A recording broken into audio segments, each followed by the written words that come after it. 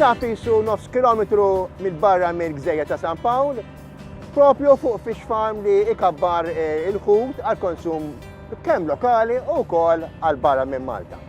Biex nitkellem dwar dan is-suġġett għandi ħdejja lil dan li huwa mitla sewwa huwa marine biologist, mitla sewwa fl-akwakultura, studja ħafna dan is-suġġett u jaf sewwa din l-industrija. Thanks, Adam, for inviting me and for you welcome on the program. You're welcome. We're here to talk about aquaculture. Yes. I remember going back 45 years ago. Okay. I used to watch the Jacques Cousteau programs. Okay. And one comment that this famous person did was addressed to fishermen. And he said that we have to stop being hunters, referring to the fishermen, and turn our efforts into farming. Of course. That means aquaculture. Yeah. 40 years passed, and I think the aquaculture industry, not only in Malta but even overseas, has grown quite good. Yeah. Am I right to say that 50, 60, 70% of what we consume as regards to fish products, not just sea bream, sea bass or whatever, comes from aquaculture? Yes, that's correct. I mean, in 2015 was the first year where aquaculture production actually exceeded fishery production. So in 2017, we expect 60% of the world's consumption of fish and seafood to come from aquaculture sources. So it's really an expanding industry, and it's really going from strength to strength year by year. I am keen in diving, and I like to go underwater and see fish.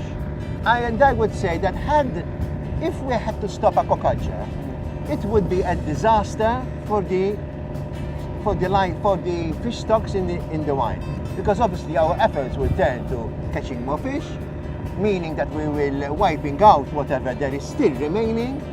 We will raise the price, obviously, because there's less fish in the market, and the price goes up.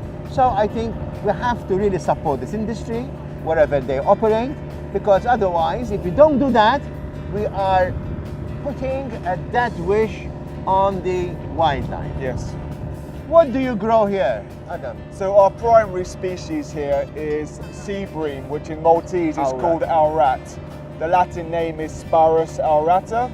So that is our primary species here. It's a species that is endemic or is actually naturally found in the Mediterranean, also in Malta. So it grows perfectly in the waters here because the temperature profile of Malta is perfect for the species, as is the salt water. So the growth and performance of the fish in Malta and the Mediterranean is perfect for the culture of sea bream.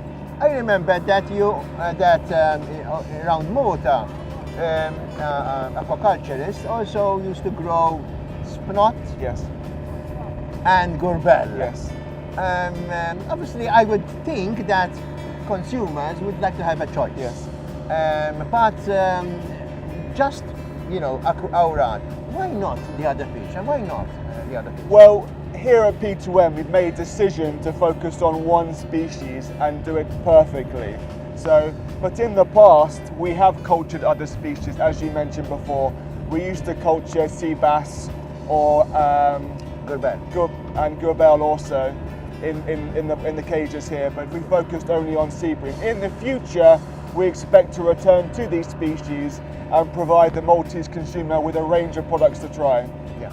I mean, we have to know how to grow other fish species, not just for Yes, we've had experience. We've been culturing sea bass and meagres for tens of years, so we're very experienced in all three species.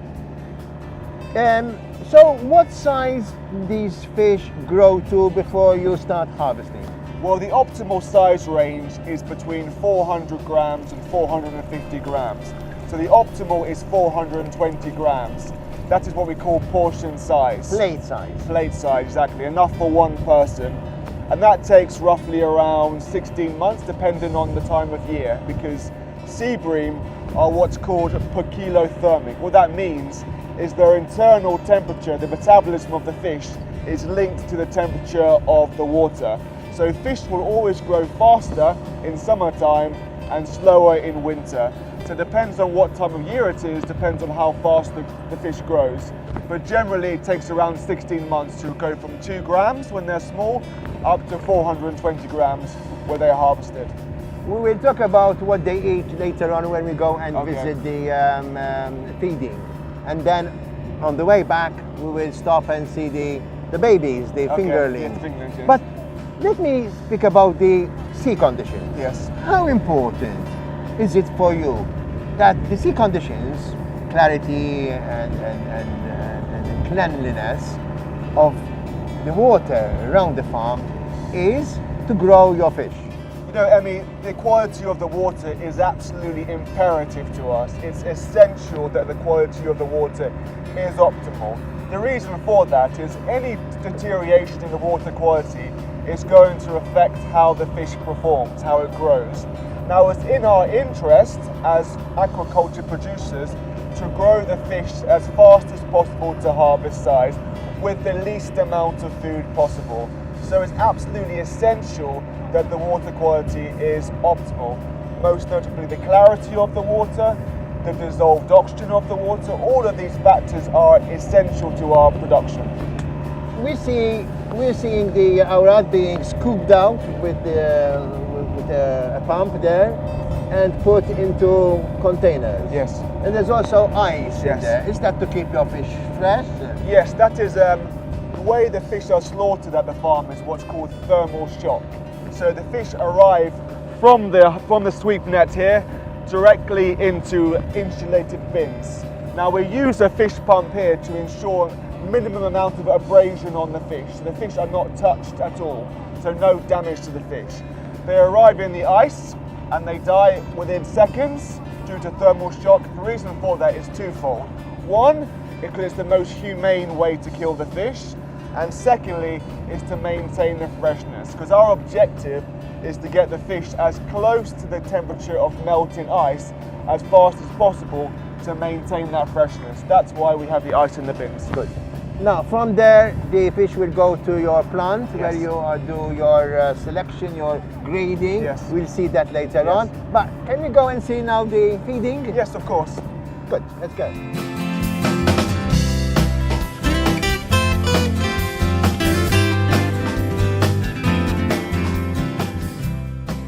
Now we are near the fingerlings, Yes, right? yes. These are, what size are these fish now? These are around 25 to 30 grams.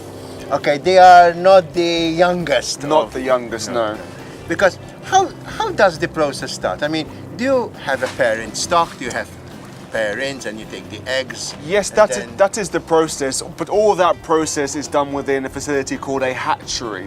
Now, the parent fish, or they're called broodstock in aquaculture, they produce the eggs and the sperm, which then hatch into larvae, very, very small fish.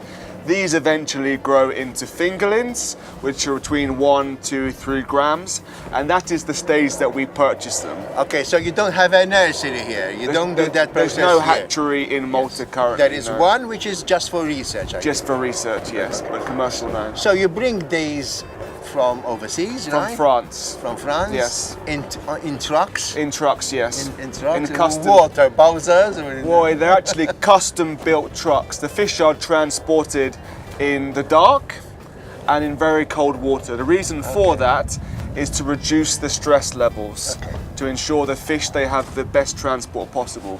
And once they're here, then they come over here. And I must say that these fish are very fragile. Yes. And they need really calm sea conditions. Yes. They cannot keep them Yes. where there is rough water. So that's why they are in this part of the bay, not further Yes, out. yes. Because over here is calmer all year round. Yes. And this is what is required, because overseas you see them in inlets. Remember going Yes. Yes. on a cruise and you see them in inlets, freshwater ones in lakes now, Yes. in rivers. So these are the conditions that aquaculture operators work in. And because the nets are very, very fine. Yes, very small. They are fed same pellets, but smaller, right? Yes, the pellets are, the smallest pellet we use is a 1.1 millimeter, so very, very small. So we will adjust the size of the pellet to the size of the fish to ensure that every fish has the opportunity to feed. Okay, okay. And there are thousands in there. Don't say how much there are, because it's difficult to count. There is a significant number of fish in there, yes. And you have to have numbers, because otherwise... But we calculate the number of fish in the cage to ensure that the maximum density of the cage... You do have, do you have an amount? You can't just throw millions in there. In fact, when I go to inspect the fish in France, one of the main things I'm going to inspect is the number of fish, because it's important the number of fish we buy has been calculated to ensure that the number of fish in the cage does not exceed a certain density to ensure no overcrowding. Exactly, no overcrowding. Because they need to swim. They need to have as we go back to, we mentioned previously, optimal densities leads to optimal water quality, which leads to the best growth rates. Okay. And then from here they go further out, where they are taken to the consumption size. Yes. Now we have to see the fish, and maybe later on during the program, or not in this program, maybe another program, we will taste some of it. Okay. Yeah, right. Shall we go and see the grading, right? Yes. The grading. Yes. Okay. Let's go. Good.